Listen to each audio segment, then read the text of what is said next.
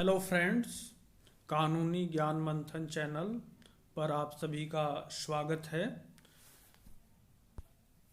Upadhyay supreme law notes जो कि रानी दुर्गावती विश्वविद्यालय जबलपुर के नवीनतम संशोधित पाठ्यक्रमानुसार तैयार किया गया है, जो एलएलबी प्रथम सेमेस्टर 2020 के विद्यार्थियों के लिए बनाया गया है, जिसमें new syllabus, unsolved papers and top 10 models question answer notes आपको प्रस्तुत किया जा रहा है, जो परीक्षा में आपके लिए अत्यंत लाभकारी होगा।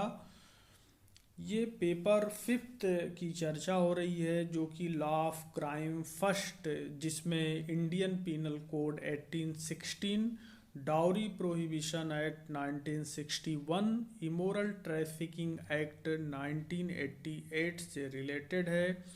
इसे आपराधिक विधि फर्स्ट कहते हैं और इसके अंतर्गत भारतीय दंड संहिता 1860, दहेज प्रतिषेध अधिनियम 1961 और अनैतिक व्यापार निवारण अधिनियम 1988 से संबंधित प्रश्न पूछे जाते हैं। भारतीय दंड संहिता 1860 के सेक्शन 1 से लेकर के 229 तक एलएलबी फर्स्ट सेमेस्टर में कवर किया गया है। आज का जो हमारा प्रश्न है वो है, सामान्य आशय से आप क्या समझते हैं। सामान्य आशय के आवश्यक तत्वों की विवेचना कीजिए। सामान्य आशय एवं सामान्य उद्देश्य में अंतर कीजिए। What do you understand by common intention? Discuss the essential elements of common intention. Distinguish between common intention and common object. तो इसको जो है संयुक्त दायित्व के सिद्धांत के नाम से भी जाना जाता है, प्रिंसिपल ऑफ ज्वाइंट लाइबिलिटीज के नाम से जाना जाता है। कॉमन इंटेंशन या सामान्य आशय को भारतीय दंड संहिता 1860 की धारा 34 में इसको परिभाषित किया गया है। सामान्य आशय को अग्रसर करने में कई व्यक्तियों द्वारा किए गए कार्यों के बारे में बताया गया है। धारा 34 के अनुसार जबकि कोई आपराधिक कार्य कई व्यक्तियों द्वारा अपने सबके सामान्य आशय को अग्रसर करने में किया जाता है, तब ऐसे व्यक्तियों में से हर व्यक्ति उस कार्य के लिए उसी प्रकार दायित्व के अधीन है, मानो वह कार्य अकेले उसी ने किया हो। यहाँ पर संयुक्त दायित्व को बढ़ाया जा रहा है और इसमें ये बताया जा रहा है कि यह कार्य कई व्यक्तियों द्वारा अपने सबके सामान्य आशय को आगे बढ़ाने में किया जाता है। धारा 34 को संयुक्त दायित्व का सिद्धांत भी कहा जाता है। धारा 34 जो है ये कोई दंड की धारा नहीं है, बल्कि यह साक्ष्य का एक नियम है। इसमें केवल अभियुक्तों का दायित्व निर्धारित किया जाता है। सामान्य आशय के जो आवश्यक तत्व हैं ये निम्नलिखित हैं। पहला है एक आपराधिक कार्य किया गया हो। दूसरा है आपराधिक कार्य एक से अधिक व्यक्तियों द्वारा किया गया हो। तीसरा इसका आवश्यक तत्व है आपराधिक कार्य करने वाले व्यक्तियों में सामान्य आशय हो, कार्य करने वाले व्यक्तियों में सामान्य आशय हो। और फोर्थ पॉइंट जो आवश्यक तत्व के रूप में है, कार्य सामान्य आशय को अग्रसर करने के लिए किया गया हो। कोई आपराधिक कार्य मतलब कोई ऐसा कार्य जो भारतीय दंड संहिता के अनुसार जो है यदि विधि विरुद्ध है तो वो आपराधिक कार्य की श्रेणी में आएगा। इसके बाद जो है इसमें ये बताया गया है कि आपराधिक कार्य एक से अधिक व्यक्तियों द्वारा किया गया हो। कहने का मतलब कि इसमें दो या दो से अधिक व्यक्तियों का होना जरूरी है। एक व्यक्ति के ऊपर धारा 34 लागू नहीं हो सकती। इसमें मिनिमम 2 व्यक्ति होने चाहिए या उससे अधिक व्यक्ति का होना जरूरी है। कार्य करने वाले व्यक्तियों में सामान्य आशय का होना, सबसे इम्पोर्टेंट पॉइंट जो है वो सामान्य आशय है। जैसा कि आप लोग चित्र में देख रहे हो, 2 सर्कल बने हुए हैं ए और बी, जो एक दूसरे को ओवरलैप कर रहे हैं। तो ये ओवरलैप करने वाला पोजीशन जो है इसको सामान्य आशय इंगित किया गया है। सामान्य आशय 2 चीज़ों से मिलकर के बनता है, एक पूर्व नियोजित योजना और दूसरा है मस्तिष्कों का मिलन। यदि इसको सूत्र रूप में बात करें तो सामान्य आशय इज इक्वल टू पूर्व नियोजित योजना प्लस मस्तिष्कों का मिलन। चौथा जो इसका इसेंशियल एलिमेंट्स है वह है कि कार्य सामान्य आशय को अग्रसर करने के लिए किया गया हो, जिसमें कि ये बताया गया कि कार्य 2 या 2 से अधिक लोगों में से किसी एक व्यक्ति द्वारा किए गए कार्य के सामान्य आशय को अग्रसित करके पूरा किया जाता है, तो वह कार्य सभी के द्वारा किया गया माना जाता है। देखिए, सामान्य आशय और समान आशय यानी समरूप आशय, सिमिलर इंटेंशन में अंतर होता है। कॉमन इंटेंशन और सिमिलर इंटेंशन में अंतर होता है। यह अंतर जो है महबूब शाह वर्सेस इम्परर के मामले में प्रीवी काउंसिल ने स्पष्ट किया है, जिसमें कि बताया कि सामान्य आशय कॉमन इंटेंशन में पूर्व नियोजित योजना अपराध में शामिल 2 या 2 से अधिक व्यक्ति की होती है, जबकि सिमिलर इंटेंशन में समान या समरूप आशय में अलग अलग व्यक्तियों के बीच कोई पूर्व नियोजित योजना नहीं होती है और न ही मस्तिष्कों का मिलन होता है। सामान्य आशय में आपराधिक कृत्य करने वाले 2 या 2 से अधिक लोगों में घटना से पहले और घटना के समय मस्तिष्कों का मिलन होना आवश्यक है, जबकि समान आशय में ऐसी कोई बात नहीं होती है। सामान्य आशय को आईपीसी की धारा 34 में स्पष्ट किया गया है, जबकि समान आशय को किसी धारा में स्पष्ट नहीं किया गया है, बल्कि महबूब शाह बनाम इम्परर 1945 प्रीवी काउंसिल के मामले में इन दोनों में अंतर को स्पष्ट किया गया है, जिसको कि हम इस फिगर्स के माध्यम से, चित्र के माध्यम से देख सकते हैं। देखिए, सामान्य आशय, इसमें 2 सर्कल बनाया गया है, ए और बी, 2 व्यक्ति हैं ए बी, दोनों गोले जो है एक दूसरे को ओवरलैप कर रहे हैं। तो यहाँ पर जो ए और बी है ये दोनों परिचित लोग हैं, एक दूसरे को जानते हैं, दोनों की पूर्व नियोजित योजना है और दोनों के मस्तिष्कों का मिलन है। दोनों मिलकर के यदि सी की हत्या करते हैं तो ए और बी के ऊपर 302/34 लगेगा। अब दूसरा चित्र उसी के सामने है, जिसमें 2 गोले हैं ए और बी, दोनों गोले दूर दूर बने हुए हैं। तो दोनों यहाँ ए और बी एक दूसरे से अपरिचित हैं। अपरिचित शब्द जो है थोड़ा इस साइड चला गया है, लेकिन इसके साथ होना चाहिए, ए और बी एक दूसरे से अपरिचित हैं। दोनों, ए का भी शत्रु सी है और बी का भी शत्रु सी है, दोनों सी की हत्या करना चाहते हैं। तो यहाँ पर आप देखिए कि यहाँ पर दोनों के बीच सिमिलर इंटेंशन, न तो पूर्व नियोजित योजना है और न तो दोनों के बीच कोई मस्तिष्कों का मिलन है।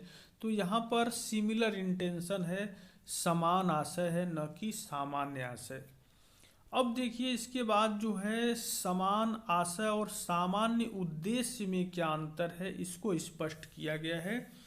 सामान्य आशय और सामान्य उद्देश्य यानी कॉमन इंटेंशन और कॉमन ऑब्जेक्ट में क्या अंतर है।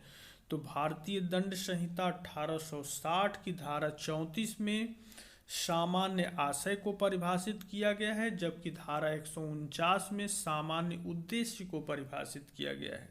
सामान्य आशय के लिए जैसा पहले भी बताया गया है कि यह आवश्यक है कि सभी अभियुक्तों ने पूर्व नियोजित योजना के अनुसार मस्तिष्कों के मिलन यानी एक ही विचार के अंतर्गत कार्य किया हो, जबकि सामान्य उद्देश्य में पूर्व नियोजित योजना तो होती है किंतु उनके बीच मस्तिष्कों का मिलन नहीं होता।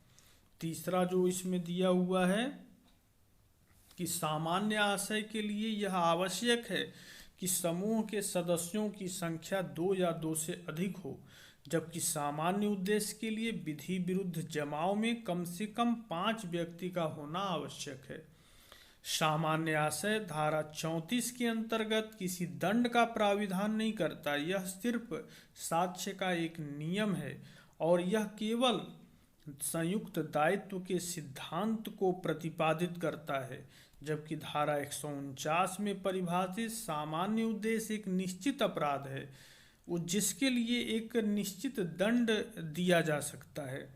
सामान्य आशय के लिए यह आवश्यक है कि समूह के प्रत्येक व्यक्ति ने अपराध करने में सक्रिय योगदान किया हो, जबकि सामान्य उद्देश्य के लिए यह आवश्यक नहीं है कि सभी सदस्य अपराध में सहभागी हो।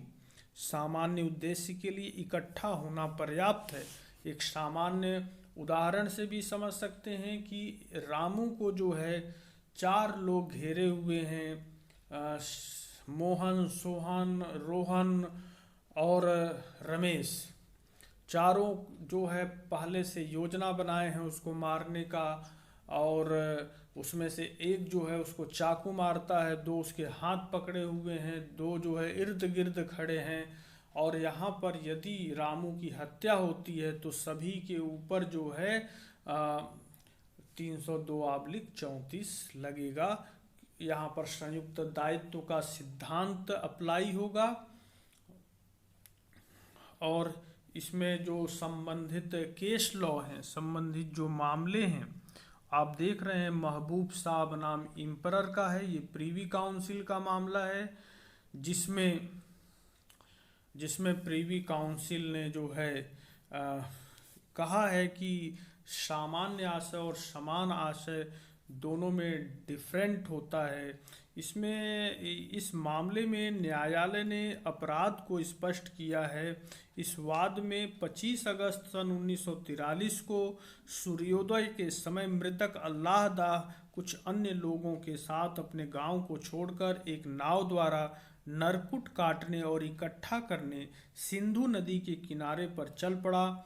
जब वे लोग लगभग 1 मील निम्नगामी धारा में चल चुके थे तो उन लोगों ने वली शाह के पिता मोहम्मद हुसैन शाह को किनारे पर नहाते हुए देखा। मोहम्मद हुसैन शाह ने उन लोगों को सावधान किया तथा कहा कि वे लोग उसकी जमीन से नरकुट न काटें। इस चेतावनी तथा विरोध के बावजूद भी अल्लाह दाह ने उस जमीन से नरकुट काटा तथा वापस लौटने लगा।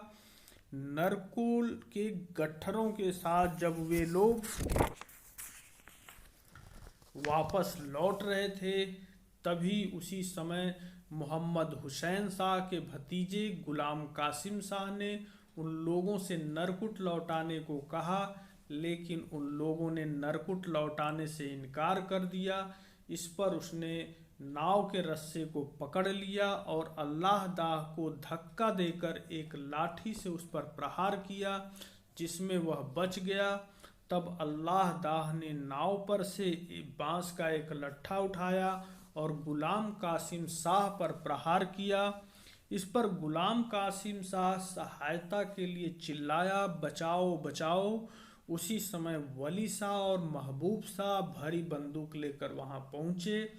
उन दोनों को देखकर अल्लाह दाह तथा उसका मित्र हमीदुल्लाह वहां से भागने की कोशिश करने लगे, परंतु उनके इस प्रयास को वली शाह तथा महबूब शाह ने विफल कर दिया। वली शाह ने अल्लाह दाह पर गोली चलाई जिससे उसकी मृत्यु हो गई। महबूब शाह ने हमीदुल्लाह पर गोली चलाई जिससे उसे चोटें आई।